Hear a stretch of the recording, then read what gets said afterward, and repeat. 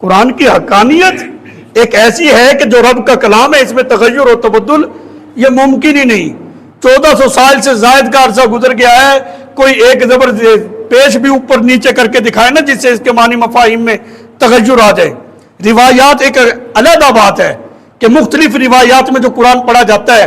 اگرچہ اس میں زبر زیر کو آگے پیچھے کیا جاتا، معنی مفاہیم وہی رہتے ہیں۔ بہرحال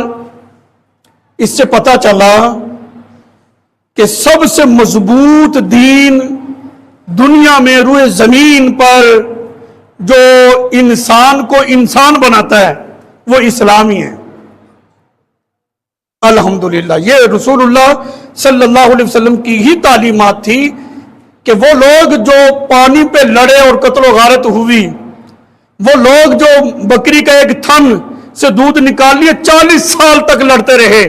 جب سرکار علیہ الصلوۃ والسلام نے تربیت فرمائی تو اب صورتحال کیا تھی؟ میدان جنگ ہے،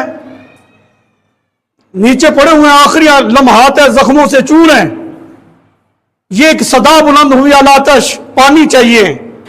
فوری طور پر پانی کا پیالہ